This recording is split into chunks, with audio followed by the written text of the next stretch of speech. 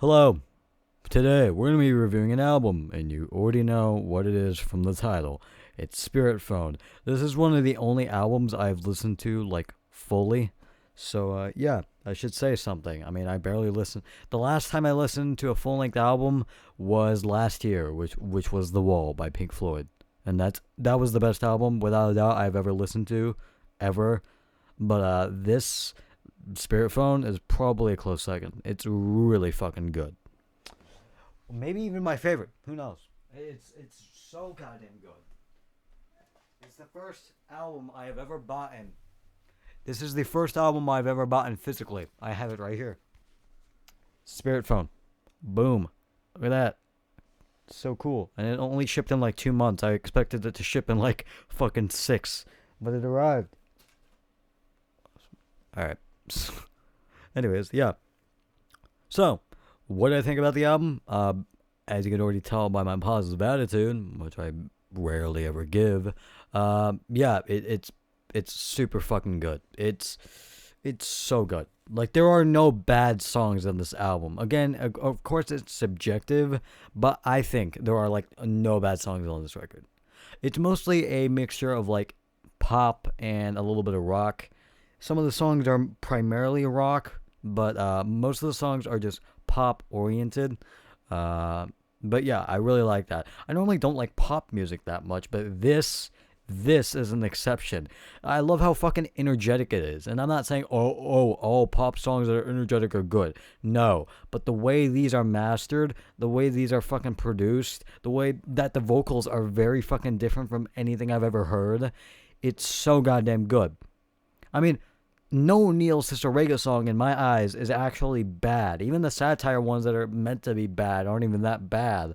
Like, do you know Nature Tapes? If you don't know what Nature Tapes is, it's basically an entirely satirical album or EP, and it's still really good, even just as a standalone non-satirical album. It's still just a good. Besides Two Trucks, but besides that, even that song is good.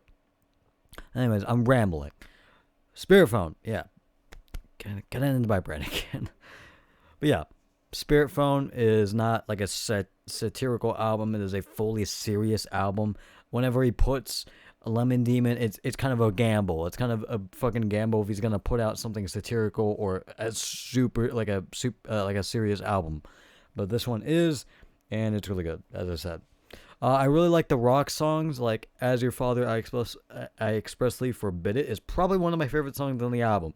I really like when he does rock songs in his albums. And again, his vocal style is super different from anything I've ever heard, which is why I started listening to a bunch of his other songs, because his vocal style and vocal range is just insane.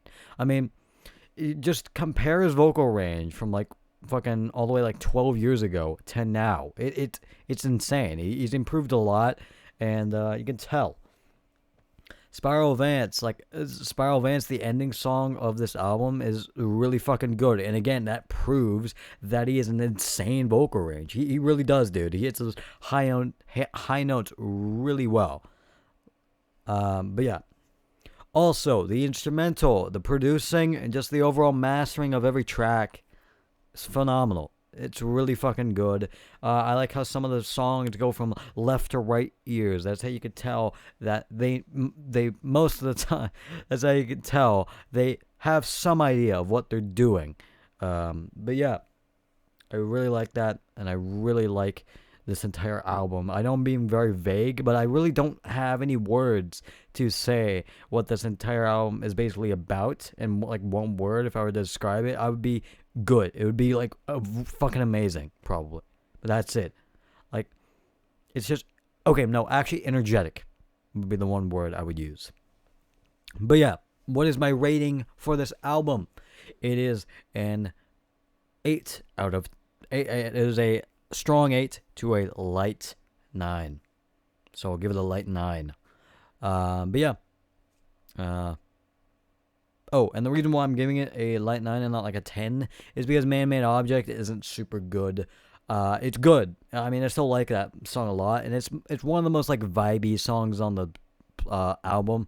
that makes sense. You know, one that you could just chill out to. There's not like a super goddamn dark meaning behind like it, like Cabinet Man or fucking I Earned My Life. It's not like that. Um, it's just a vibey song, but I still feel like it's kind of empty. I feel like it's not fully done yet, if that makes sense. I feel like you could have like replaced it with like a better song, but it's still a good song, as I said. But I don't know. I just feel like it's kind of empty. A lot of people say that's their least favorite track as well on the album. And a lot of people don't like No Eyed Girl as well. I like No Eyed Girl a lot. Like, it's very unique. It's basically Neil's vocals are at full front here, just fucking punching you right in the face. Just right up there. There's barely like an instrument. There is an instrumental, and there's still like a really strong bass, but that's really it. Like, there's not like it's not like super energetic like fucking Touch Tone Telephone or Cabinet Man. It's not like that at all. It's still a good. It's still a really good track. I still like No Eyed Girl a lot.